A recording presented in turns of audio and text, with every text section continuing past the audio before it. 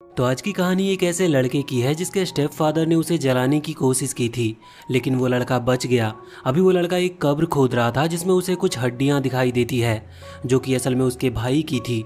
वैसे वो वापस घर आता और टेलीविजन ऑन करता है, जहाँ पर वो अभी जो मूवी देख रहा था वो एक सीरियल किलर के बारे में थी। उसमें जब दो कपल आपस में किस कर रहे थे, उसी दौरान वो सीरियल किलर वहाँ पर आता है और उन कपल्स को खत्म कर देता है। अब ये सीन देखने के बाद जैक को बहुत ही अच्छा फील हो रहा था। वो समझ गया था कि उसे लाइफ में क्या करना है। वो तुरंत ही चाकू उठाता और अपने पेरेंट्स के रूम में आता है, जहाँ पर वो उन दोनों को खत्म कर देता है। इसके बाद अब वो अपने रूम पर रह नहीं सकता था, इसीलिए अब उसकी जर्नी स्टार्ट होती है। वो जब जंगल के रास्ते से जा रहा था तभी एक कार उसके पास से गुजरती है, जो कि वहाँ का पानी उसके ऊपर उड़ा देती है। उस कार में एक लेडी बैठी हुई थी जो बाहर निकलकर जैक से माफी मांगने लगती है, लेकिन जैक उसके पास आता और वो लेडी देखती है कि जैक के कपड़ों पर खून लगा है, जो देखकर वो बहुत ही ज्यादा डर गई थी। लेकिन जैक अभी मूवी के उस सीन को याद करते हुए उस लेडी को भी खत्म कर देता है। अब उसकी बॉडी को वहां पर से हटाते हुए वो उसकी कार में बैठ गया था और वहीं पर सो गया था। अब सुबह अचानक से कोई उसकी कार के गेट पर नॉक करता है, जिसके बाद जैक जब गेट खोलता है तो वहां पर एक बूढ़ा आदमी था, जिसे देखकर उसने तुरंत ही अपना चाकू उठा लिया था उस बूढ़े आदमी को मारने के लिए। लेकिन उसे पता चलता है कि वो बूढ़ा आदमी देख नहीं सकता। वो जैक से पूछता है कि क्या वो अपने पेरेंट्स के साथ यहाँ पर आया है, जिस पर जैक कहता है कि नहीं, वो खो गया है। अब तभी जैक के पेट से आवाज आती है और वो बूढ़ा आदमी समझ जाता है कि जैक को भूख लगी है। भले ही वो देख नहीं सकता था, लेकिन फिर भी वो जैक को अपने साथ चलने को कहता है। बाद में वो जैक को अपने घर पर लेकर आता है, जहाँ वो उसे कुछ खाने को देता है। जैक खाना खा लेता है, लेकिन इसके बाद वो उससे पूछता है कि आखिर उन्होंने उसकी मदद क्यों की। इस पर बूढ़ा आदमी कहता है कि वो कई सालों से अकेला रह रहा है, इसी वजह से उन्हें अकेला फील होता है। और जब उन्होंने जैक को देखा तो उन्हें लगा कि उसे घर लेकर आना चाहिए और उससे कुछ बात करनी चाहिए। अब रात हो चुकी थी, इस वजह से जैक सो जाता है। बूढ़ा आदमी भी अपने कमरे में जाकर सो चुका था, लेकिन अब अचानक से रात को जैक को अंधेरे के अंदर वो फीलिंग उमड़ती है कि वो किसी को खत्म करे। इस फीलिंग को खत्म करने के लिए वो तुरंत ही अपने चाकू को उठा लेता है और बूढ़े आदमी के कमरे में आ जाता है। लेकिन वो बूढ़ा आदमी को चाकू मार नहीं पाता, क्योंकि वो ऐसा करना नहीं चाहता, लेकिन अभी उसे इस फीलिंग को खत्म करना था। इसीलिए वो तुरंत ही वो घर छोड़कर टाउन की तरफ आ गया था। यहाँ टाउन के अंदर आने के बाद उसे अपना पहला शिकार मिलता है और वो तुरंत ही अपने चाकू से उसे मार देता है। बाद में वो देखता है कि उसका चाकू अब किसी काम का नहीं, इस वजह से वो उसे वहीं पर फेंक कर वापस से बूढ़े आदमी के घर पर लौट आता है। अब तक वो बूढ़ा आदमी भी जाग चुका था, इस वजह से जब उसे ब्लड की स्मेल आती है तो वो जैक से पूछता है कि वो कहाँ पर गया था। जैक बताता है कि वो किसी को खत्म करके आ रहा है। इस पर वो बूढ़ा आदमी कहता है कि अच्छा ऐसी बात है, तो बताओ कि तुम अब क्या करना चाहते हो। ये बात जैक को बिल्कुल भी समझ नहीं आती, लेकिन इसके बाद वो बूढ़ा आदमी उसे एक कपड़ा उड़ाता है और उसे सोने जाने को कह देता है। अब जब जैक की नींद खुलती है तो वो देखता है कि बूढ़ा आदमी कहीं पर जा रहा है, लेकिन वो ध्यान नहीं देता। वहीं अब अगली रात हो चुकी थी, लेकिन वो बूढ़ा आदमी अभी तक लौट कर आया नहीं था। अभी टेबल पर एक लेटर रखा हुआ था, जिसमें लिखा था कि मैं तुम्हारे लिए कुछ फ्रेश वेजिटेबल और फ्रूट्स लाने के लिए जा रहा हूँ। लेकिन जैक को पढ़ना नहीं आता था, इस वजह से वो पढ़ नहीं पाता कि उस पर लिखा क्या है, और उस लेटर को वहीं पर फेंक देता है। कुछ और देर इंतजार करने के बाद जब वो बूढ़ा आदमी लौट कर नहीं आता तो इस पर जैक को बहुत ही गुस्सा आता है और वो उनके घर को तोड़ते हुए एक चाकू को ढूंढ लेता है और उस चाकू को लेकर सीधा वहां से बाहर निकल आता है। अभी जब वो रास्ते में जा रहा था तो यही सोच रहा था कि शायद वो बूढ़ा आदमी उसे इसीलिए छोड़कर चला गया क्योंकि वो भी उसे सभी की तरह पसंद नहीं करता। पर तभी रास्ते में उसे बहुत सी भीड़ दिखती है, जो कि अभी एक पुलिस कार के पास खड़ी हुई थी। तभी जैक नोटिस करता है कि पुलिस के पास में एक बॉडी डली हुई है, जो कि असल में उसी बूढ़े आदमी की बॉडी थी। इसके बाद ये सीन यहाँ से चेंज होता और हम एक लड़के और उसकी गर्लफ्रेंड को देखते हैं, जो कि अभी एक कैंप फायर के पास बैठे थे। वो लड़का कह रहा था कि उस बूढ़े आदमी के पास से हमें अच्छा खासा पैसा मिल गया। असल में इन दोनों ने ही मिलकर उस बूढ़े आदमी को खत्म किया था उनके पैसे लेने के लिए। लेकिन तभी वो लड़का सामने जैक को नोटिस करता है। जैक के कपड़ों पर खून लगा था, ये देखकर वो दोनों ही घबरा जाते हैं और जैक के हाथों में अभी चाकू भी था। यहाँ पर जैक तुरंत ही आगे बढ़कर उस लड़के को मार देता है, जिसके बाद अब वो उसकी गर्लफ्रेंड पर भी हमला कर रहा था। पर यहाँ पर अभी जैक को उस बूढ़े आदमी की बात सुनाई दे रही थी कि ये सब करने के बाद आखिर वो करना क्या चाहता है। जिस पर जैक कहता है कि वो दुनिया में हर एक खुश इंसान को खत्म करना चाहता है, वो नहीं चाहता कि कोई भी खुश रहे। वो ये बात समझ गया था कि वो धीरे धीरे मॉन्स्टर बनने वाला है, लेकिन उसके मन में एक ही बात घूम रही थी कि बूढ़े आदमी को नहीं मरना चाहिए था। वैसे सिर्फ जैक वो अकेला व्यक्ति नहीं है जिसके साथ ऐसा कुछ हुआ हो, हमें एक दूसरी लड़की भी दिखाई जाती है। अभी हम यहाँ पर जैक से बाद में मिलेंगे, उससे पहले हम रेचेल नाम की एक लड़की को देखते हैं। उसके पेरेंट्स आपस में अक्सर लड़ते रहते थे। असल में उसके फादर बिल्कुल पागल टाइप के थे, जो कि उसकी मदर को जबरदस्ती पीटते हैं, जो कि अभी रेचेल को ये सब बिल्कुल भी पसंद नहीं था। अभी रेचेल की मदर उससे कहती है कि वो आज उसके फादर को खत्म कर देंगे। इसके लिए वो एक गन भी लेकर आई थी जो उन्होंने कबर्ड में रखी हुई थी, पर रेचेल उन्हें ऐसा करने से मना करती है। लेकिन इसके बाद वो रेचेल को भी मारते हुए उसे अपने कमरे में भेज देती है। अब कुछ देर के बाद जब रेचेल को आवाज सुनाई देती है तो वहाँ कमरे में आकर वो देखती है जहाँ भी रेचेल के फादर उसकी मदर को जान से मार चुके थे। ये देखकर वो बहुत ही घबरा जाती है, जिसके बाद उसके फादर अब उसी की तरफ उसे भी खत्म करने के लिए आगे बढ़ रहे थे। रेचेल तुरंत ही वहां से भागती है और अपने कमरे में आती है जहां पर उसका डॉग था। वो उस डॉग से कहती है कि उसे घबराने की जरूरत नहीं, लेकिन इतने में ही गेट तोड़ते हुए उसके फादर वहां पर आ गए थे, जो कि कह रहे थे कि उसे वो नहीं छोड़ने वाले। अभी रेचेल तुरंत ही उस कबर्ड के पास भागती है जहां पर वो गन रखी हुई थी और उस गन को बाहर निकाल लेती है। वो बताती है कि ये गन उसकी मदर की है और इतना कहते ही वो गोली चला देती है, जिसके बाद उसके फादर वहीं पर मारे जाते हैं। अगले सीन में हम देखते हैं कि अभी वो एक हॉस्पिटल में थी जहाँ पर थेरेपिस्ट उसकी ये स्टोरी सुन रहा था और ये सुनने के बाद वो थेरेपिस्ट उसे हिप्नोटाइज करते हुए उसकी ये सारी बुरी मेमोरीज को मिटा देता है। और इसके बाद अब वो थेरेपिस्ट वहाँ से चला गया था। कुछ देर के बाद रेचेल को होश आता है, लेकिन अब वो ये भूल चुकी थी कि अभी वो हॉस्पिटल में क्या कर रही है। तभी उसे पास में ही एक एलिवेटर दिखती है और वो उसी में चढ़ जाती है। अभी उसे एक आवाज आती है जो कि उससे कह रही थी कि सैक्रिफाइसिंग ऑब्जेक्ट सेलेक्ट हो चुका है। और इसके बाद अब वो एलिवेटर बेसमेंट की तरफ जाने लगी थी और अब वो सबसे नीचे आकर रुकती है, जहाँ पर जब रेचेल आगे बढ़ती है तो कुछ दूर आते ही उसे ऐसा लगने लगता है जैसे कि कोई उसका पीछा कर रहा हो। इस वजह से वो तुरंत ही वहां से भागती है। कुछ दूर आने पर उसे एक व्हाइट कलर की बर्ड दिखाई देती है जिसे थोड़ी सी चोट लगी हुई थी। रेचेल उससे कहती है कि चिंता मत करो, मैं तुम्हारा इलाज कर दूंगी। लेकिन तभी वहां पर एक धमाका होता है जिसकी वजह से वो बर्ड वहीं पर मारी जाती है और अब उसके सामने जैक आ चुका था। वो जैक को देखकर घबरा गई थी। जैक उससे कहता है कि तुम्हारे पास सिर्फ 3 सेकंड हैं बचकर यहाँ से भागने के लिए, वरना मैं तुम्हें जिंदा नहीं छोड़ूंगा। यह सुनकर रेचेल डर जाती है और वहां से भागने लगती है। अभी जैक भी उसका पीछा कर रहा था। वो भागते हुए एक स्टोरेज रूम में आ चुकी थी, लेकिन कुछ देर के बाद जैक भी वहां पर पहुंचता और उस रूम के अंदर आकर रेचेल को ढूंढने लगता है, लेकिन रेचेल वहां पर दिख नहीं रही थी। पर अब जैक को तभी वहां सामने रखे हुए क्रेट्स दिखते हैं, जिसके बाद वो अपने हाथों में रखे हुए उस वेपन को सीधा एक क्रेट के ऊपर मारता है।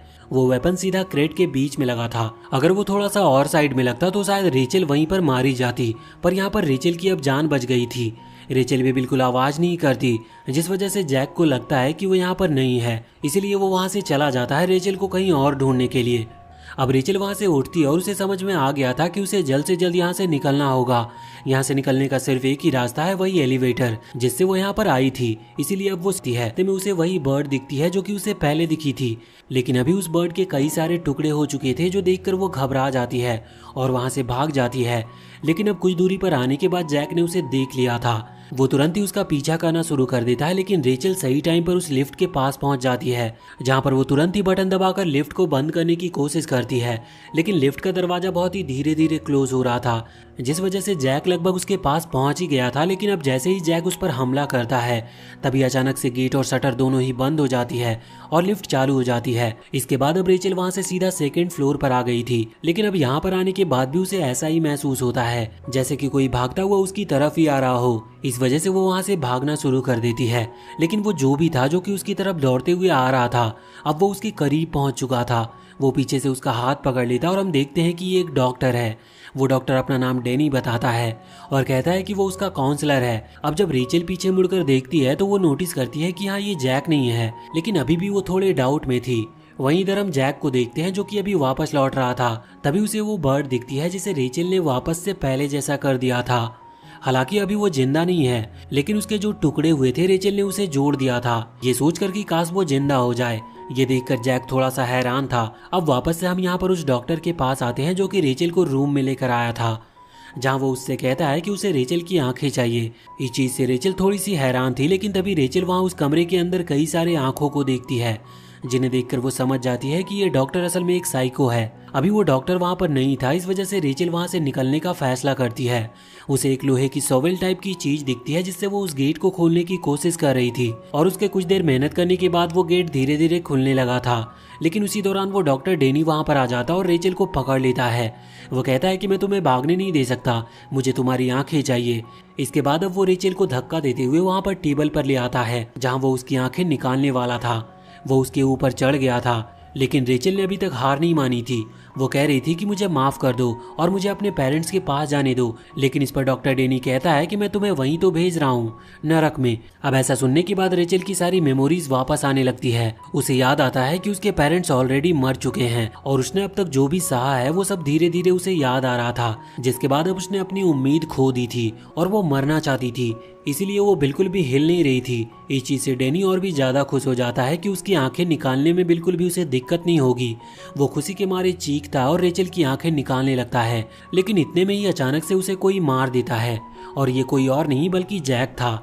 वो इस फ्लोर पर आ चुका था और अभी उसने डैनी को भी इसीलिए मारा था क्योंकि वो बहुत ही ज्यादा खुश दिखाई दे रहा था और जैक का मिशन ही यही है कि इस दुनिया में हर खुश इंसान को खत्म करना है।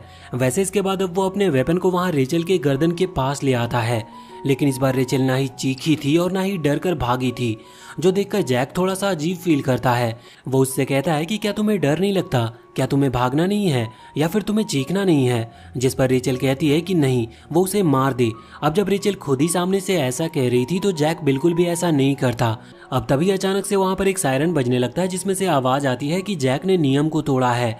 वो अपना फ्लोर छोड़कर दूसरे फ्लोर पर आया, इसीलिए सैक्रिफाइसिंग ऑब्जेक्ट चेंज होता है। यहाँ पर अगला सैक्रिफाइसिंग ऑब्जेक्ट जैक को बना दिया गया था, जो चीज जैक को बिल्कुल भी पसंद नहीं आती। वैसे अब वो फ्लोर को छोड़कर जाने वाला था, लेकिन जब वो यहाँ पर लिफ्ट के पास आता है तो देखता है कि वो उसे ऑपरेट ही नहीं कर सकता।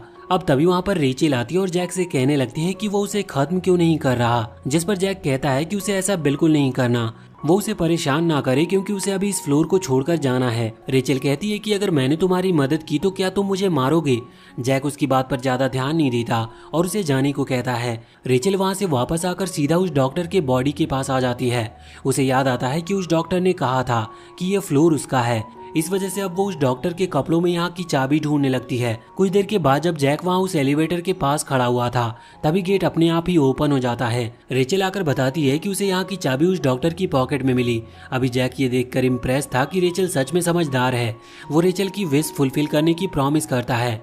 वो कहता है कि ठीक है, मैं तुम्हें खत्म कर दूंगा, लेकिन इसके लिए तुम्हें मेरी मदद करनी होगी इस जगह से बाहर निकलने में। इस पर रेचल तुरंत ही तैयार हो जाती है। वैसे इसके बाद वो दोनों एक दूसरे को अपने बारे में बताते हैं।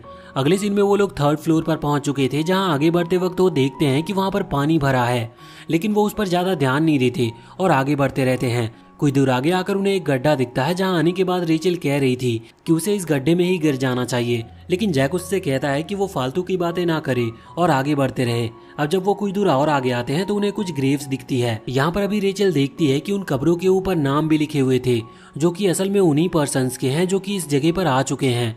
वहाँ पर बहुत सारी कब्रें थी। उन सभी कब्र के बीच में एक कब्र रेचल के नाम की भी थी। वो उसे देखकर हैरान थी, बल्कि वो जैक से कहने लगती है कि मिशन पास होने के बाद वो उसे खत्म करने के बाद यहीं पर आकर दफना दे। वैसे जैक उसे फिर से फालतू की बातें ना करने की कहता है। इसके बाद जैक कह रहा था कि क्यों ना हम इन कब्रों को डिस्ट्रॉय कर दे, जिस पर रेचल कहती है कि भले ही वो किसी की कब्र को डिस्ट्रॉय कर दे, लेकिन उसकी कब्र को वो डिस्ट्रॉय ना करे। लेकिन तभी वो लोग देखते हैं कि वहाँ पास ही में एक और कब्र थी जिस पर जैक का नाम भी लिखा हुआ था, पर अब वो लोग इस पर ज्यादा ध्यान नहीं देते। रेचल सामने दीवार में एक होल को देखती है और सीधा उसकी तरफ जाने लगती है।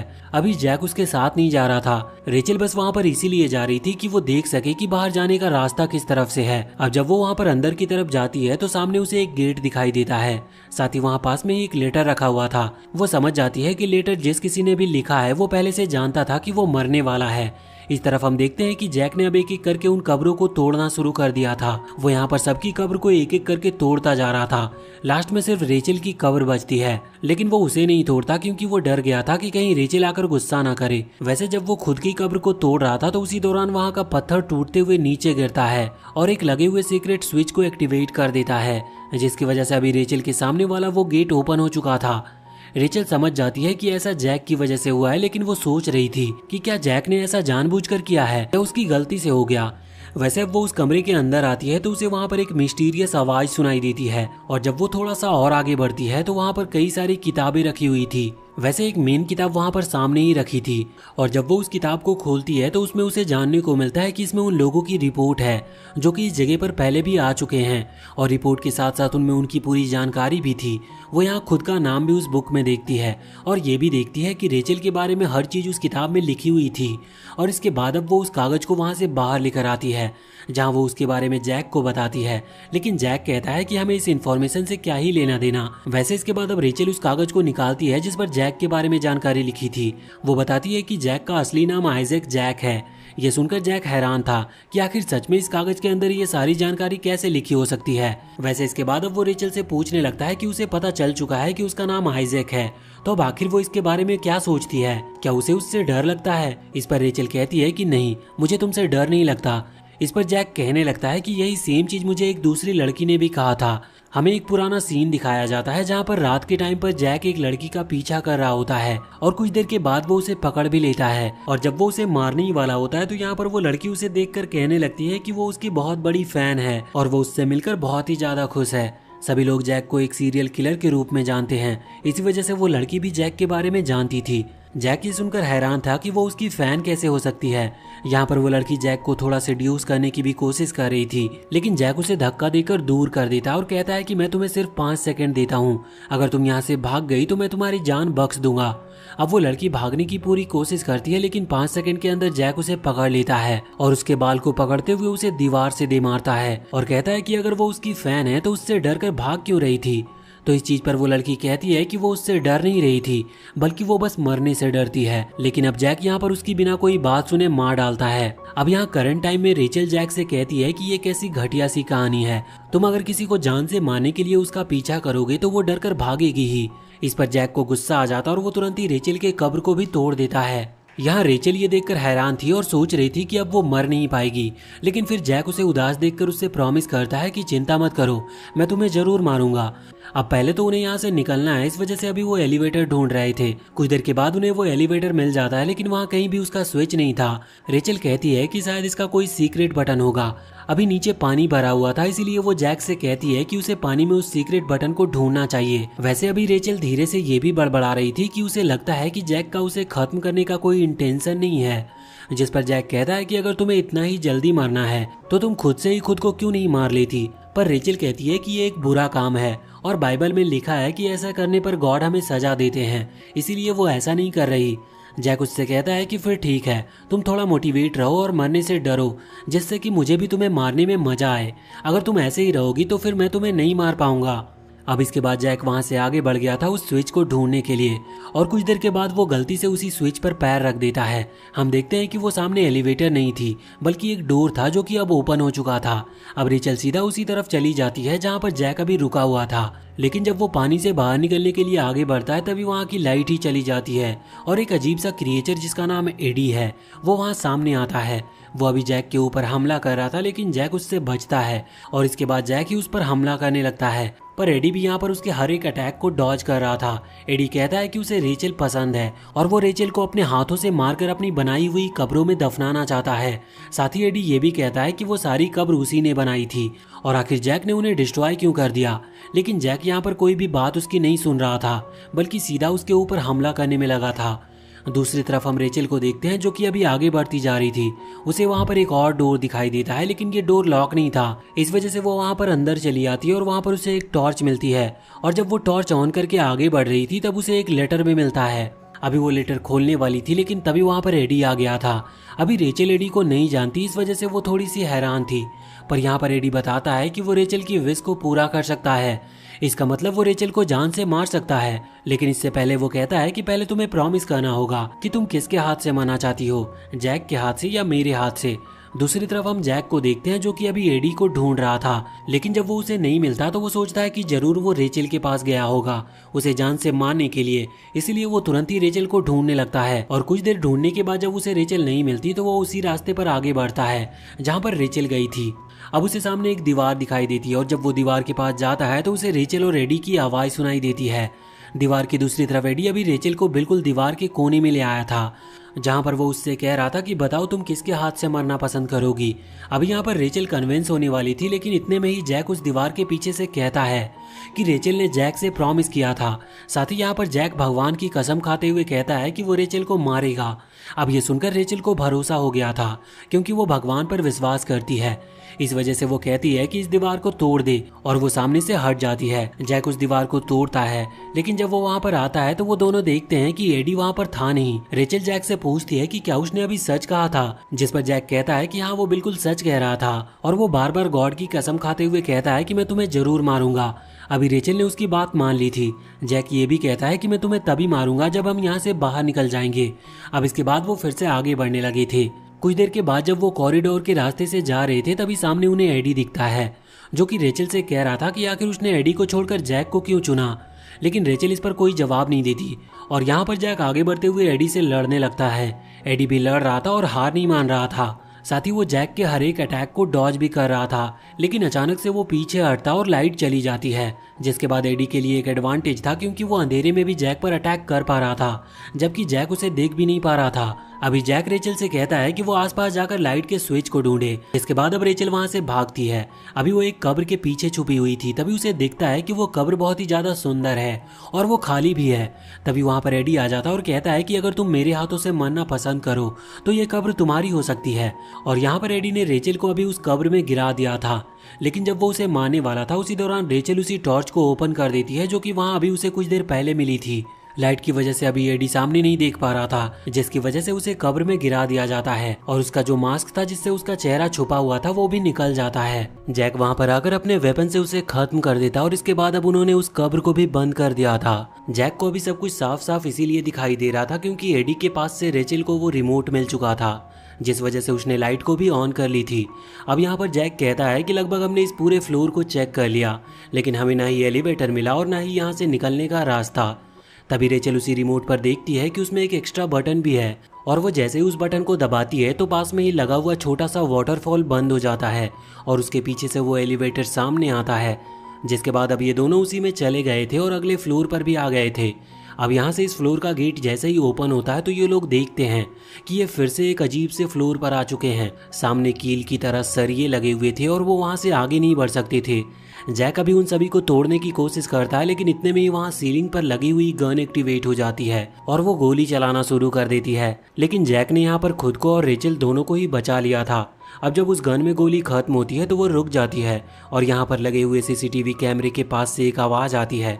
ये आवाज़ किसी मिस्टीरियस गर्ल की थी, जो कि बताती है कि ये फ्लोर उसे बिलोंग करता है और वही यहाँ की जज है, और जैक और रेचल ने जो कुछ भी पाप और बुरे कर्म किए हैं वो उन्हें उनकी सजा भी देगी। इसके बाद उसने गेट को ओपन कर दिया था, जिसके बाद जैक और रेचल आगे बढ़ते हैं। पहले तो उन्हें कैदियों की तरह फोटो खिंचानी पड़ती है। अब ऐसा करने के बाद जब वो फिर से आगे बढ़ रहे थे तो उन्हें दीवार पर कई तरह की ड्राइंग बनी हुई दिखती है। वो मिस्टीरियस लड़की उन्हें बताती है कि ये ड्राइंग उनकी सजा है, उन्हें इन्हीं में से कोई एक सजा दी जाएगी। अभी लेकिन जैक और रेचल दोनों इस बात पर ज्यादा ध्यान नहीं देते और इस फ्लोर से निकलने का रास्ता ढूंढने लगते हैं। अभी रास्ता ढूंढने के लिए पास में एक रूम था। जैक ने उसका गेट खोल लिया था। अब जब वो वहां से अंदर जाते हैं तो वो देखते हैं कि लकड़ी के बने हुए कुछ पुतले कुर्सियों पर बैठे हुए थे। जैक और रेचल दोनों को ही ज्यादा कुछ समझ में नहीं आता। अब वो उस पूरे कमरे में बाहर निकलने का रास्ता ढूंढते हैं, लेकिन उन्हें कहीं भी रास्ता मिलता नहीं।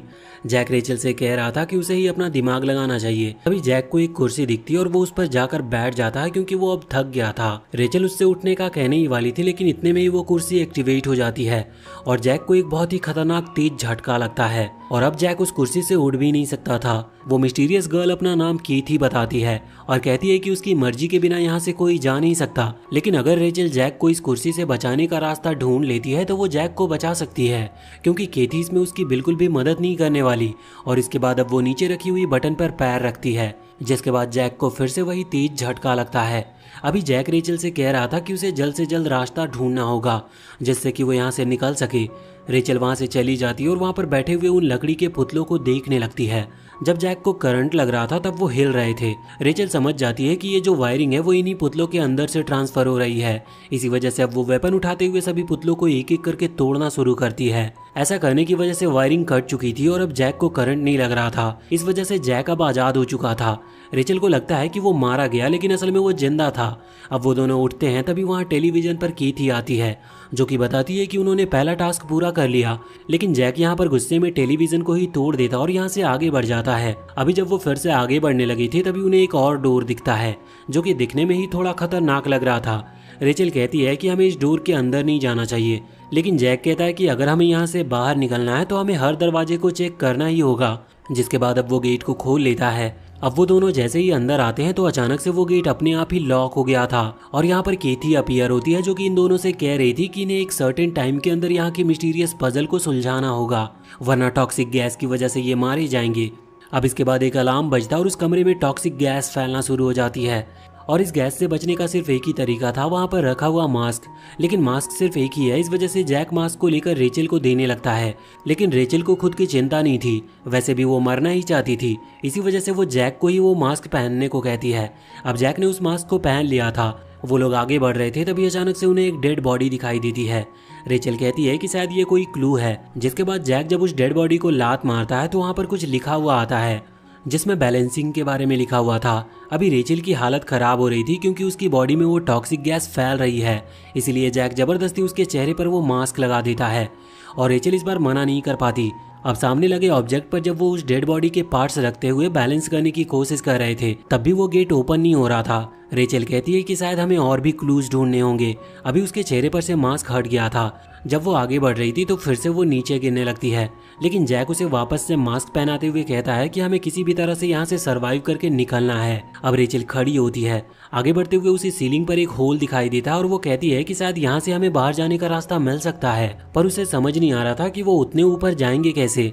तभी जैक उसे उठाते हुए वहाँ ऊपर उस होल की तरफ फेंक देता है। अभी यहाँ पर रेचल आगे बढ़ती जा रही थी। कुछ दूर आने के बाद उसका वो मास्क वहीं पर गिर जाता है, लेकिन डरने की बात नहीं थी क्योंकि यहाँ वो टॉक्सिक गैस अभी तक नहीं पहुंची है। वो आगे बढ़ते हुए एक की कार्ड को ढूंढती है जो कि शायद इस गेट को खोल सके। वो उस की कार्ड को लेकर वहाँ से नीचे आ जाती है। अभी उसके चेहरे पर मास्क नहीं था, इस वजह से उसे चक्कर आ रहे थे। जैक उसके हाथ से वो कार्ड लेते हुए वहाँ उस जगह पर लगाने लगता है जहाँ उसे लगाना चाहिए, पर जैक गड़बड़ कर देता है जिसकी वजह से वो कार्ड अब मुड़ चुका था और इसका मतलब अब वो किसी काम का नहीं रहा और इन्हें अब कुछ और सोचना था। तभी रेचल को एक आइडिया आता है। वो जानती है कि कमरे में टॉक्सिक गैस बहुत भारी मात्रा में फैल चुका है, खासकर वहाँ गेट के पास, इसीलिए वो एक बम बनाने का डिसाइड करती है। उसे बस धीरे से एक स्पार्क करना था जिससे कि टॉक्सिक गैस में आग लग सके। इसीलिए अब वो पिछले फ्लोर वाला रिमोट लेकर सेल वगैरह जोड़कर एक बम टाइप का क्रिएट करती है और उसे एक्टिवेट करते हुए गेट के पास फेंकती है। अभी वो वहाँ से भाग रही थी, लेकिन तभी उसे चक्कर आता है और वो गिर जाती है। अब इसके बाद वहाँ पर बहुत ही तेज धमाका होता है, पर हम देखते हैं कि उन दोनों ने किसी तरह से सरवाइव कर लिया था। वैसे अब जब वो दोनों आगे बढ़ रहे थे तभी जैक नोटिस करता है कि रेचल की हालत अभी थोड़ी खराब है और टॉक्सिक गैस की वजह से उसे चलते नहीं बन रहा। इसी वजह से कुछ देर रुकने का वो डिसाइड करते हैं और वहीं कुछ घंटे बीतने के बाद भी रेचल अभी सो रही थी। इस वजह से उस पॉइजन का असर लगभग अब खत्म हो चुका था, इसीलिए अब वो फिर से आगे बढ़ना शुरू करते हैं। अभी सीसीटीवी के थ्रू केथी उन्हें देख रही थी। वो यहाँ पर कहती है कि तुम दोनों एक दूसरे की मदद करते हुए चल रहे हो, पर तुम दोनों को नहीं पता कि तुम में से एक टूल की तरह यूज किया जा रहा है और उसे ये बात पता भी नहीं। जैक को ये बात बिल्कुल समझ नहीं आती, पर केथी कहती है कि बाद में तुम दोनों ही ये बात समझ जाओगे।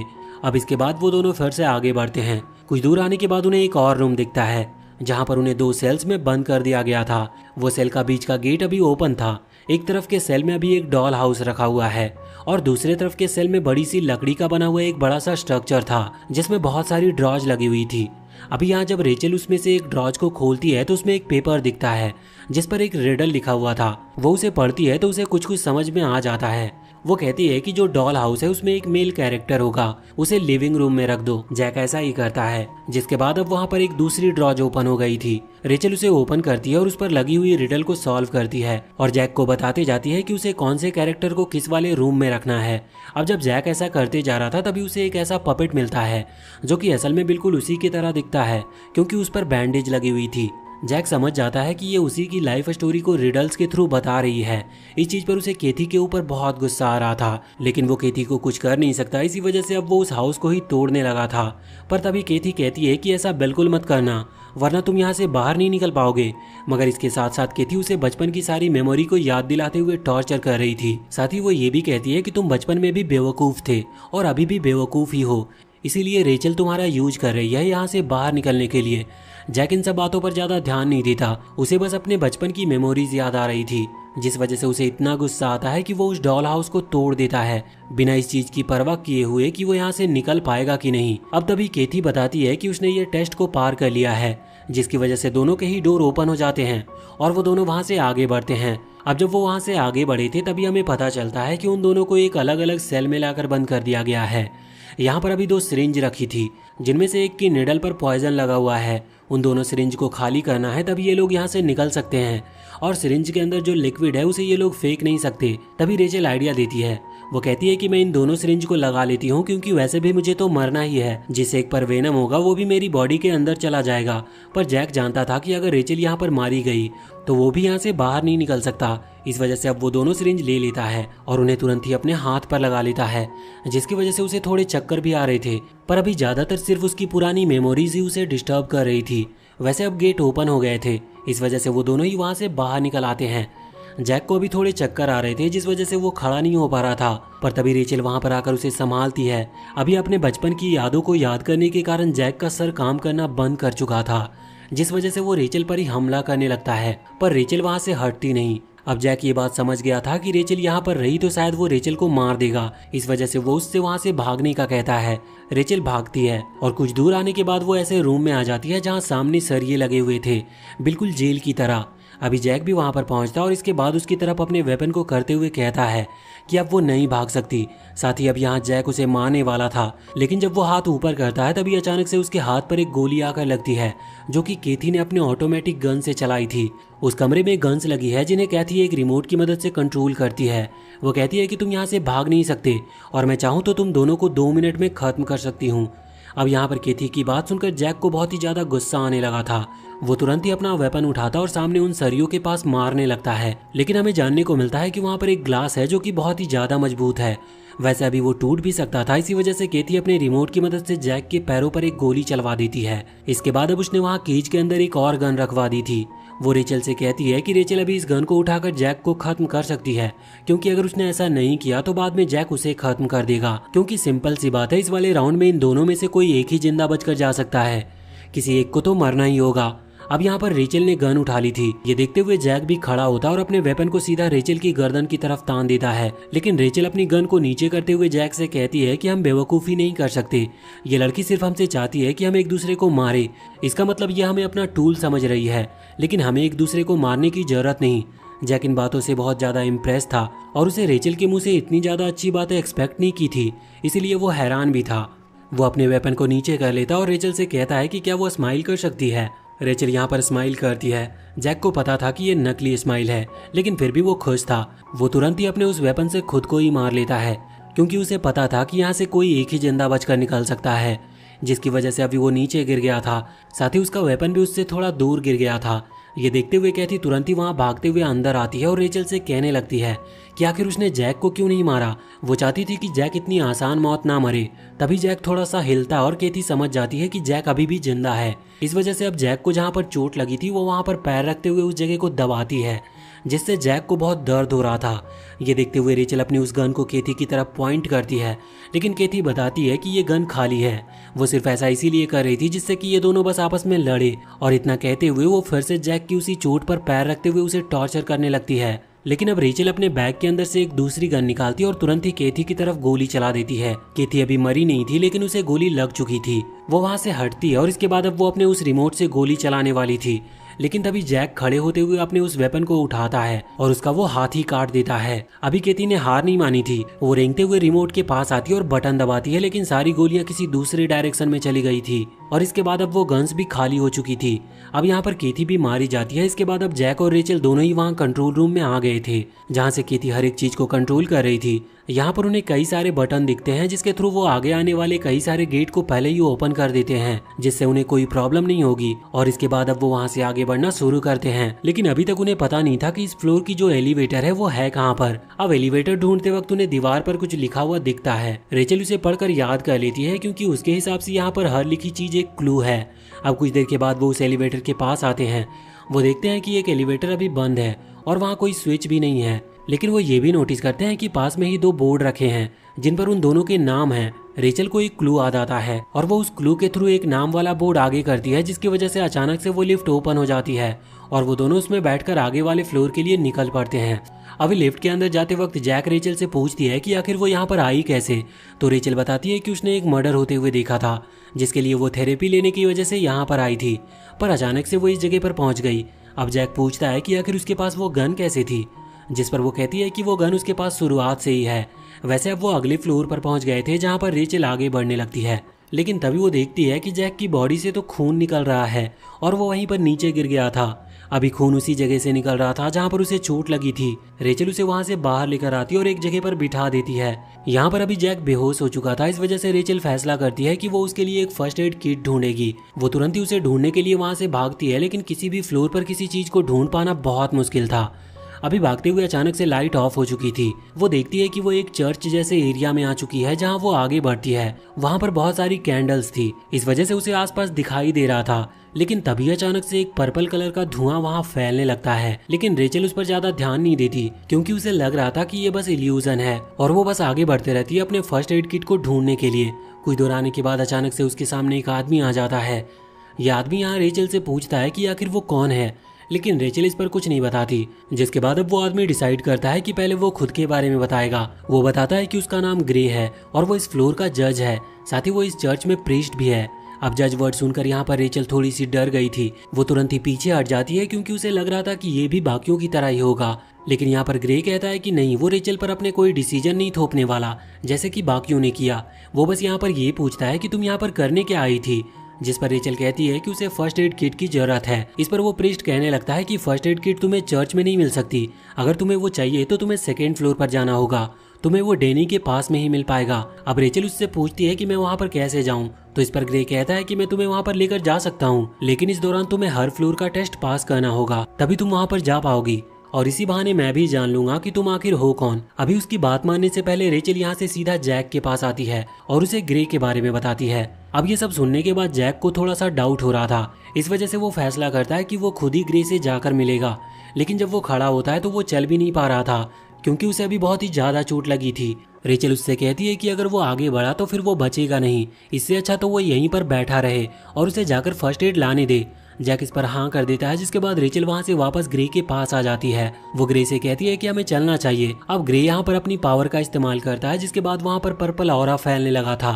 वो लोग टेलीपोर्ट होते हुए सीधा केथी के फ्लोर पर आ जाते हैं।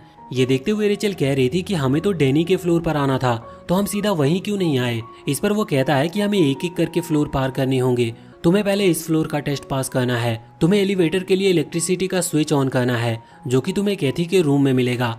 अब रेचल तुरंत ही वहां से चली गई थी। रास्ते में उसे कई सारे जॉम्बीज टाइप के लोग मिलते हैं जो कि प्रिजनर्स के कपड़े पहने थे और वो यहाँ पर रेचल का पीछा कर रहे थे उसे खत्म करने के लिए। रेचल उन पर गोली चलाती है जिससे वो मारे भी जाते हैं, पर वो बहुत सारे थे, इसीलिए ऐसा करने से कोई फायदा नहीं था। वो फिर से भागना शुरू करती है और भागते भागते वो उस जगह पर आ जाती है जहाँ पर वो कैद थे और जहाँ पर उन्होंने कैथी को खत्म किया था। लेकिन अभी यहाँ पर कैथी की बॉडी नहीं थी। इसके बाद अब रेचल वहाँ से आगे बढ़ती है और उस रूम में जाती है जहाँ पर वो स्विच था।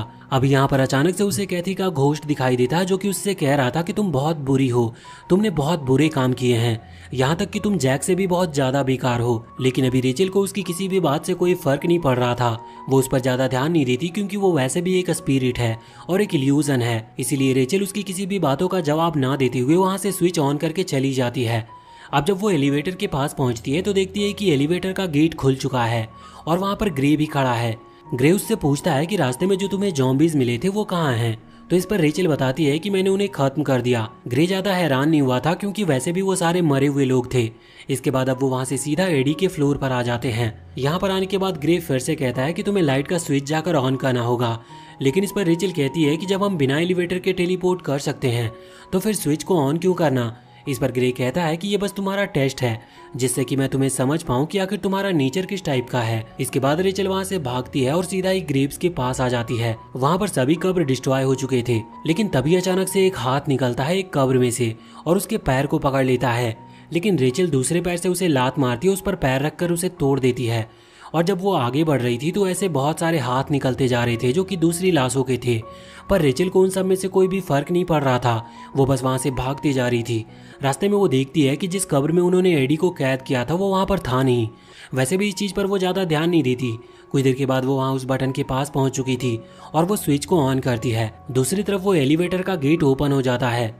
अब जब यहाँ से रेचल वापस आने वाली थी तभी वहाँ पर एडी का घोस्ट आता है जो कि उससे कह रहा था कि उसने जैक को क्यों चुना, वो उसे उससे ज्यादा अच्छी मौत दे सकता था। पर यहाँ पर रेचल को उसकी बातों से फर्क नहीं पड़ रहा था क्योंकि वैसे भी अब एडी मारा जा चुका है और ये बस एक इल्यूजन है। अब रेचल सीधा यहाँ से एलिवेटर के पास आती है जहाँ पर ग्रे उससे पूछता है कि इस वाले टास्क में तुम्हें किस तरह के हर्डल्स मिले, मतलब यहाँ पर तुम्हारा एनिमी कौन था। तो इस पर रेचल बताती है कि कुछ नहीं, कुछ डेड बॉडीज थी जो कि जिंदा हो गई थी, लेकिन उसने उनको हरा दिया। अब यहाँ पर ग्रे रेचल को जज कर रहा था। वो बस हर फ्लोर पर रेचल का नेचर देखने की कोशिश कर रहा था कि रेचल के दिमाग में क्या चलता है। वैसे इसके बाद अब वो सीधा ही डेनी के फ्लोर पर आ जाते हैं जहाँ पर रेचल को किसी भी स्विच को एक्टिवेट नहीं करना था, उसे बस बैंडेज ढूंढनी थी और फर्स्ट एड किट को ढूंढना था।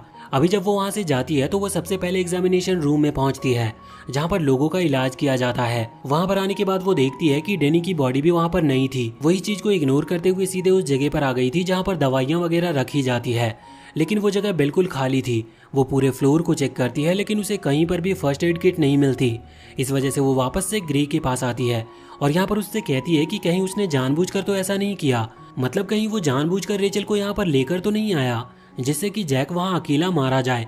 पर ग्रे कहता है कि उसका ऐसा कोई भी इंटेंशन नहीं था और वैसे भी अगर रेचल वहाँ पर रुक जाती तो इससे जैक को कोई फायदा तो नहीं होने वाला था। अब यहाँ पर ग्रे कहता है कि हम जैक के फ्लोर पर जा सकते हैं, भले ही उसके वहाँ पर फर्स्ट एड किट नहीं होगी लेकिन कुछ बैंडेज जरूर पड़ी होगी क्योंकि उसकी पूरी बॉडीज पर बैंडेज लगी थी और हम उन बैंडेज को लेकर आ सकते हैं। अभी रेचल के पास कोई दूसरा रास्ता नहीं था, इसीलिए वो इस चीज पर हाँ कर देती है। दूसरी तरफ हम जैक को देखते हैं जो कि अभी बैठा हुआ था और सोच रहा था कि रेचल अभी तक नहीं आई, लेकिन तभी उसके सामने डेनी आ जाता है। जैक उसे देखकर हैरान था। जैक उससे पूछता है कि आखिर तुम जिंदा कैसे हो, जिस पर डेनी अपनी शर्ट को उतारते हुए बताता है कि उसके पास एक जैकेट थी जिसने उसे जैक के अटैक से बचा लिया। अब जैक वहां पर खड़ा हो गया था उस पर हमला करने के लिए और उसे जान से मारने, लेकिन वो हमला करने के लिए आगे बढ़े इसके पहले उसका वो घाव बढ़ने लगता है जिस वजह से वो आगे बढ़ नहीं पाता। अभी डेनी कहता है कि वो रेचल को ढूंढेगा और उसकी आंखों को निकाल कर अपनी कलेक्शन में ऐड करेगा। ये सुनकर जैक उससे कहता है कि रेचल ऑलरेडी मारी जा चुकी है और जैक ने खुद उसे अपने हाथों से मारा है। ये सुनने के बाद डेनी का दिल टूट गया था क्योंकि उसे रेचल की आंखें चाहिए थी।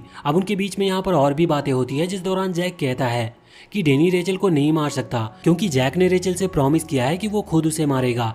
यह सुनकर डेनी समझ जाता है कि जैक अभी उसे बेवकूफ बनाने की कोशिश कर रहा था। इसके बाद अब वो जैक की तरफ आते हुए कहता है कि अब तुम रेचल को नहीं बचा सकते और इसके बाद वो वहाँ से चला जाता है। वैसे तो जैक उसके पीछे जाने वाला था उसे रोकने के लिए, लेकिन जैक की चोट उसे आगे बढ़ने नहीं देती।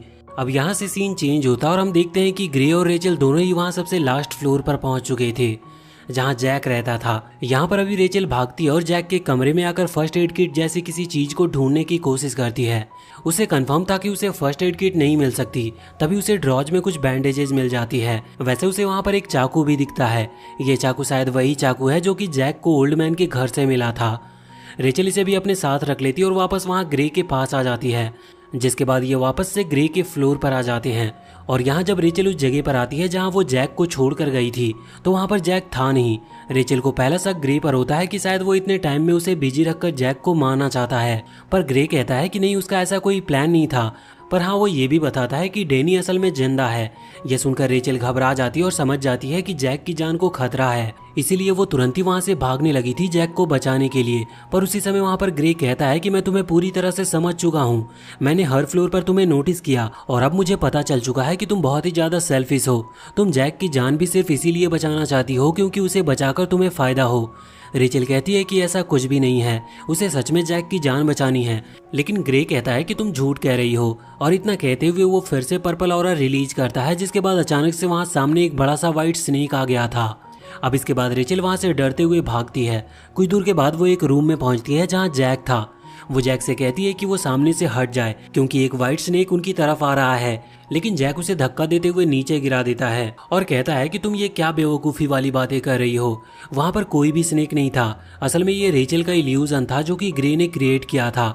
यहाँ पर रेचल कहती है कि वो डेनी के फ्लोर तक पहुंच गई, लेकिन वहाँ पर उसे कोई भी फर्स्ट एड किट नहीं मिली। जैक कहता है कि शायद ये चीज उसे भी पता है कि वो जिंदा है। अब रेचल यहाँ पर जैक का वो चाकू निकालकर उसे दे देती है। जैक कहता है कि बहुत ही बढ़िया, फाइनली मैं अब लड़ सकता हूँ। असल में उसके पास जो वेपन है वो बहुत ही भारी है, जिस वजह से वो उसका इस्तेमाल नहीं कर सकता, लेकिन ये चाकू हल्का है और अब इसके थ्रू वो डैनी को खत्म कर सकता था। अब यहाँ से जब वो आगे बढ़ने वाले थे डैनी को ढूंढने के लिए, तभी अचानक से एक पेंटिंग में बने होल के अंदर एक असली का स्नेक निकलकर उनके ऊपर हमला कर देता है। लेकिन यहाँ पर वो दोनों ही उससे किसी तरह बच गए थे। अभी जैक उस स्नेक से लड़ने की कोशिश कर रहा था, लेकिन तभी वो स्नेक एक दूसरे होल में चला जाता है। रेचल को वहाँ पर एक गेट दिखता है, लेकिन जब वो गेट खोलने वाली थी तभी उस गेट के ऊपर बने दूसरे होल से वो स्नेक बाहर आकर रेचल पर हमला करने लगता है। लेकिन उसी समय जैक जंप करते हुए उस स्नेक को बीच में से काट देता है। लेकिन ऐसा करने की वजह से अभी जैक की वो जो चोट थी वो और भी ज्यादा बढ़ गई थी, साथ ही उसमें से खून भी निकलने लगा था। लेकिन अब फिर से वो हिम्मत करता और चलना शुरू करता है। लेकिन अब कुछ दूर आने के बाद फिर से उसे बहुत ही ज्यादा पेन होने लगा था और अब बहुत ज्यादा खून निकल जाने की वजह से उसे चक्कर आने लगे थे। इसी वजह से रेचल उसे वहीं पर बिठा देती है। जैक कह रहा था कि अभी उसका चल पाना लगभग नामुमकिन है। रेचल कहती है कि वो अकेले आगे बढ़ेगी और डेनी को ढूंढेगी, जिससे कि वो उसे खत्म भी कर सके और किसी तरह से जैक के लिए कुछ भी इलाज ढूंढ सके। अभी जैक उससे उसकी गन मांगता है। जब रेचल गन देती है तो जैक देखता है कि उसके अंदर एक भी गोली नहीं है। रेचल को ये चीज पहले से पता थी, लेकिन फिर भी वो नीचे के फ्लोर तक सिर्फ जैक को बचाने के लिए गई, वो भी बिना बुलेट के होते हुए। असल में ये बुलेट वहाँ जॉम्बिस को मारने के चक्कर में खत्म हो गई थी। जैक उस पर चिल्लाता है, लेकिन रेचल कहती है कि उसे डरने की कोई जरूरत नहीं, क्योंकि गॉड उसे प्रोटेक्ट कर रहे हैं। जैक कहता है कि इस वर्ल्ड में कोई भी गॉड नहीं है। ये सुनकर रेचल हैरान हो जाती है और उसे बहुत बुरा लगता है, लेकिन जैक उससे हंसने को कहता है। जब रेचल फेक स्माइल करती है तो अभी जैक को लग रहा था कि वो बेहोश होने वाला है, इसीलिए वो रेचल को अपना चाकू दे देता है, जिससे कि वो आगे खुद को बचा सके। और इसके बाद अब रेचल उस चाकू को लेकर वहां से निकल पड़ती है। रास्ते में उसे कुछ ब्लड के निशान दिखते हैं। उसे लग रहा था कि ये ब्लड जरूर ही डेनी का होगा, इस वजह से वो उसी का पीछा करने लगती है। पर अब कुछ दूर आगे जाने के बाद अचानक से फिर से वही पर्पल ऑरा फैलने लगता है, जिसके बाद वो टेलीपोर्ट हो जाती है सीधे उसी कब्र में जो कि एडी ने बनाई थी। अभी एडी का घोस्ट भी वहां पर आता है, जो कि रेचल का वेलकम कर रहा था, पर रेचल उसे यहाँ से जाने को कहती है। तभी जबरदस्ती उसे कब्र में दफन करने लगता है वो, लेकिन रेचल खड़े होकर उसे वो चाकू मारती है, जिसके बाद ये इल्यूजन खत्म हो जाता है और एक दूसरा इल्यूजन शुरू हो जाता है, जिसमें अभी केथी ने रेचल को उसी चेयर पर बिठा रखा था जिस पर करंट लगता है। यहाँ पर रेचल को भी अभी करंट का झटका खाना पड़ता है, लेकिन इसके बाद फिर से ये इल्यूजन खत्म हो गया था। जिसके बाद वो दूसरे इल्यूजन में एक मिरर के अंदर केथी को देखती है, जहाँ पर पॉइजन गैस फैल रही थी। जिसके बाद फिर से ये इल्यूजन हटता है और अब रेचल देखती है कि वो उसी चर्च में कब्र के सामने है। यहाँ पर अभी उसे कुछ भी समझ में नहीं आ रहा था। रेचल ग्रे से पूछती है कि आखिर डेनी कहाँ पर है। ग्रे कहता है कि ये बातें तो मुझे नहीं पता, लेकिन हाँ मेरे पास एक तरीका है जिससे कि तुम जैक को बचा सकती हो। रेचल उससे वो तरीका पूछती है, जिस पर ग्रे मना करता है। रेचल समझ गई थी कि वो उसे वो तरीका इतनी आसानी से नहीं बताएगा, इसीलिए वो तुरंत ही अपने उस चाकू को ग्रे के चेहरे की तरफ करती है। अब यहाँ पर ग्रे कहता है कि तुम्हें एक और बुरा काम करने की जरूरत नहीं, तुम पहले ही इतने बुरे काम कर चुकी हो कि उनके लिए तुम्हें मरना होगा। और इसके बाद अब ये सीन बदल जाता है। हम देखते हैं कि ग्रे ने फिर से एक इल्यूजन क्रिएट किया था, जो कि बिल्कुल कोर्ट की तरह था, जहाँ पर अभी रेचल को उसके सारे बुरे कर्मों की सजा मिलने वाली है। यहाँ पर ग्रे सबसे पहले विक्टिम यानी कि केथी को बुलाता है। अभी रेचल केथी को जिंदा देखकर हैरान थी। केथी यहाँ पर बताती है कि वो अपने फ्लोर की जज थी और वो रेचल को सजा दे रही थी, लेकिन क्रिमिनल्स ने उन्हें खुद ही खत्म कर दिया, जो कि एक बहुत बड़ा जुर्म है। अभी यहाँ पर ग्रे पूछता है कि तो फिर तुम इसे क्या सजा देना चाहती हो, जिस पर केथी कहती है कि रेचल को वाटर टॉर्चर देना सही होगा। जिसके बाद अब वहाँ पर वाटर टॉर्नेडो व्हील क्रिएट किया जाता है, जिसके बीच में रेचल फंसी हुई थी, लेकिन यहाँ पर वो बिल्कुल ना ही चीख रही थी ना ही मदद के लिए आवाज लगा रही थी, जिस वजह से ग्रे इस टॉर्चर को रोक देता है, क्योंकि इस टॉर्चर का कोई फायदा ही नहीं था। अब यहाँ पर वो एडी को अपनी बारी देता है। एडी वहाँ पर आकर कहता है कि रेचल को वो जिस कब्र में दफनाना चाहता था, रेचल ने उसे ही उस कब्र में दफना दिया और ये बहुत बड़ा क्राइम है, इसीलिए हमें स्पाइक्स के थ्रू इसे खत्म करना चाहिए। अभी बहुत सारे स्पाइक्स वहाँ पर आ गए थे और रेचल इनसे आराम से मारी जाने वाली थी, लेकिन फिर भी वो मदद के लिए कुछ नहीं कह रही थी, जिस वजह से ग्रे इस बार की भी पनिशमेंट को रुकवा देता है। अब अगली बारी आती है डेनी की। वो जैसे ही यहाँ पर आता है तो रेचल उससे दवाइयों के बारे में पूछने लगती है, जिस पर डेनी कुछ भी कहे इसके पहले ही ग्रे उससे कहता है कि तुम्हें अपना काम करना चाहिए, उसे रेचल के किसी भी सवाल का जवाब देना इम्पोर्टेंट नहीं है। अब डेनी यहाँ पर रेचल से कहने लगता है कि तुम्हारी आंखें बहुत अच्छी है, मुझे ये चाहिए, क्या तुम मुझे ये दे सकती हो। और यहाँ पर वो कोई पनिशमेंट रिलेटेड बात नहीं कर रहा था, जिस वजह से ग्रे उसे वहां से जाने को कहता है और अब डेनी वहां से चला गया था। ग्रे फैसला करता है कि वही रेचल को एक रियल पनिशमेंट देगा। यहाँ पर वो रेचल को जिंदा जलाने वाला था, जिसके लिए उसने रेचल को बांध दिया था और आसपास आग भी लगा दी थी। रेचल कहती है कि उसने कोई भी बुरा काम नहीं किया, पर ग्रे उसे विच कहते हुए झूठा बोलता है। यहाँ पर रेचल कहती है कि वो एक विच हो ही नहीं सकती, क्योंकि बाइबल में किसी भी विच के बारे में लिखा ही नहीं है। पर इस पर ग्रे कहता है कि वो बाइबल को नहीं मानता, क्योंकि इस वर्ल्ड में कोई भी गॉड एग्जिस्ट ही नहीं करता, वो खुद इस वर्ल्ड का गॉड है। अब यहाँ रेचल एक इल्यूजन में फंस चुकी थी, जहाँ उसे जैक दिखाई देता है। वो उसे इस इल्यूजन से बाहर निकाल कर लाता है। रेचल ने जैक को ही अपना गॉड मान लिया था और अब वो इल्यूजन से बाहर भी आ चुकी थी, जिस वजह से अब उसे डरने की जरूरत नहीं थी, क्योंकि उसने एक बार इल्यूजन को पार कर लिया है। इस वजह से अब ग्रे उसे फिर से इल्यूजन में फंसा नहीं सकता, और अगर वो फंसाएगा भी तो रेचल उससे बाहर निकल जाएगी। यहाँ पर रेचल ग्रे से दवाइयों के बारे में पूछती है और अपने चाकू को आगे करते हुए कहती है कि अगर उसने इस बार कुछ नहीं बताया तो वो सच में उसे मार देगी। ग्रे उसकी बात मान जाता और तुरंत ही उसे उस जगह पर लेकर जाता है जहाँ पर दवाइयाँ रखी हुई थी। रेचल वहाँ से अच्छी अच्छी दवाइयाँ ले लेती है और बाद में ग्रे को भी खत्म करते हुए वहाँ से जैक के पास निकल जाती है। जैक के पास आने के बाद वो उसे मेडिसिन देती है और उसका ट्रीटमेंट भी करती है, लेकिन अभी इस समय वो इतनी ज़्यादा थक चुकी थी कि ऐसा करने के बाद वो खुद ही बेहोश हो गई थी। अभी जब उसे होश आता है तो जैक ऑलरेडी खड़ा हुआ था और वो ठीक भी हो चुका था। अभी रेचल और जैक वापस से वहाँ से निकल रहे थे बाहर का रास्ता ढूंढने के लिए। तभी वो उसी जगह पर पहुँच जाते हैं जहाँ पर रेचल ने ग्रे को खत्म किया था, लेकिन अभी ग्रे की बॉडी वहाँ पर थी नहीं, जो देखकर वो सोचते हैं कि आखिर वो गया कहाँ पर। बाद में ये लोग लिफ्ट में आकर बैठ जाते हैं और वहाँ से अगले फ्लोर की तरफ जाने लगते हैं। अभी इस दौरान रेचल जैक से कह रही थी कि उसने जैक को अपना गॉड माना, इस वजह से वो अपने गॉड के बारे में सारी बातें जानना चाहती है। जैक यहाँ पर अपनी पूरी कहानी बताता है कि कैसे उसके फादर ने उसे जलाने की कोशिश की थी। अब उसकी पूरी कहानी सुनने के बाद रेचल को भी अपनी पुरानी मेमोरीज याद आती है, क्योंकि वो भी बहुत बुरी थी, लेकिन वो जैक को कुछ भी नहीं बताती। वो सोचती है कि अगर उसे उसने कुछ बताया तो जैक उससे हेट करेगा, इसीलिए वो बात को छुपा कर रखती है। इसके बाद अब वो अगले फ्लोर पर पहुंच चुके थे। यहाँ पर जब जैक आगे बढ़ रहा था तो उसे जमीन पर कुछ खून के निशान दिखाई देते हैं। इस तरफ रेचल अभी बहुत घबराई हुई थी, क्योंकि उसे ये पूरा फ्लोर अपने घर की तरह लग रहा था, और अगर जैक आगे बढ़ता तो इससे उसके सारे राज खुल जाएंगे। अब जब जैक एक कमरे में आता है तो उसे वहाँ पर 2 पपेट दिखाई देते हैं जो कि बैठे हुए थे। जैक उनके पास आ रहा था, लेकिन रेचल उसे रोकती है और कहती है कि ये कोई ट्रैप भी हो सकता है, लेकिन जैक उसकी बातों पर ज़्यादा ध्यान नहीं देता और हर जगह को देखने लगता है। अभी वो वहाँ से आगे बढ़ रहा था तो रेचल फिर से उसे मना करती है, लेकिन जैक उसकी बात नहीं मानता, जिसके बाद रेचल अचानक से बेहोश हो गई थी। वो वहीं पर गिर जाती है और जैक अभी आगे निकल जाता है। वहाँ पर जैक को एक कमरे में से आवाज़ आ रही थी, इसीलिए वो उस कमरे के गेट को खोलकर अंदर देखता है, जहाँ पर अभी एक खिलौना वाला मंकी था और ये आवाज़ उसी में से आ रही थी। अब अचानक से तभी वहाँ पर डेनी आ जाता है। जैक उसे जिंदा देखकर हैरान था, क्योंकि उसे लग रहा था कि डेनी की बॉडी से खून निकल रहा है, इसका मतलब वो शायद मारा गया होगा। लेकिन अब यहाँ पर डेनी उसे उस कमरे में ही बंद कर देता और गेट को लॉक कर देता है। जैक उससे कहता है कि गेट को खोल दे, लेकिन डेनी कहता है कि इस फ्लोर को क्लियर करने का सिर्फ एक ही रास्ता है, उसे आसपास घूमते हुए रेचल के बारे में हर बात जाननी होगी, तभी वो यहाँ से निकल पाएगा। अब जैक के पास और कोई रास्ता नहीं था, इसीलिए वो आगे बढ़ जाता है और आसपास की चीजों को नोटिस करने लगता है। अब जब वो आगे बढ़ रहा था तो उसे कई सारी चीजें दिखती है, जैसे कि कुछ फोटोज वगैरह। लेकिन अब जब वो किचन में पहुंचता है तभी अचानक से वो कहीं गड्ढे में गिरने वाला था, लेकिन उसी समय ग्रे वहां पर आकर उसे बचा लेता है। यहाँ पर जैक उसे जिंदा देखकर हैरान था। ग्रे बताता है कि ये पूरी जगह एक्सपेरिमेंट के लिए ग्रे ने ही बनाई थी और बाकी सभी लोग जैक को मिलाकर एंजल्स हैं। वैसे तो वो बस नाम के एंजल्स हैं, क्योंकि असल में वो सभी ग्रे के लिए ही काम करते हैं। ग्रे ने जैक को भी इसीलिए रखा जिससे कि वो लोगों को सजा दे सके और खुद को गॉड समझ सके। और जब जैक ने ये सोचा कि उसे यहाँ से निकलना है तो इसके बाद वो भी एक सेक्रीफाइसिंग ऑब्जेक्ट बन गया, जैसे रेचल बन गई थी। अगर जैक नहीं निकलना चाहता तो वो हमेशा फर्स्ट फ्लोर पर रह सकता था। वैसे जैक को उसकी बातों से कुछ फर्क नहीं पड़ रहा था, उसे बस किसी भी तरह से यहाँ से निकलना है। अब यहाँ से निकलने के लिए उसे इस घर के हर एक जानकारी को लेना होगा।